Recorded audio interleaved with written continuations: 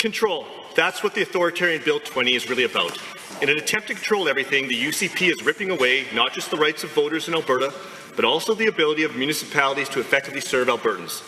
This bill is an attack on local democracy, something that the Premier likely would have argued herself just a few years ago, back when she used to speak out against government overreach and even demanded corporate and union donations be removed from local elections.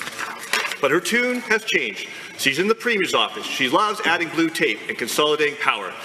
She's not the only one. All the UC MLAs are providing backup vocals. The rest of the members opposite seem to have no problem talking on and on about federal overreach, and yet look how comfortable they are giving themselves the power to override municipal decisions. It's time to stop with the hypocrisy. It's time for the UCP to stop the flip-flopping and stop picking fights with Albertans. What we need is the government to start focusing on what really matters to Albertans. Our broken healthcare system needs fixing. Our schools are overcrowded and underfunded, and the affordability crisis has pushed thousands of families to the limit.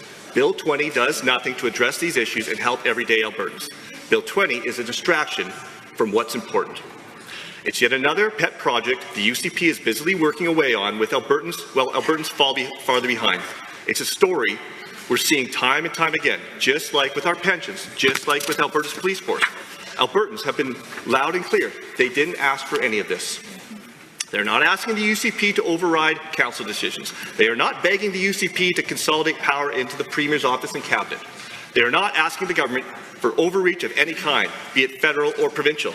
This authoritarian legislation has no place in Alberta.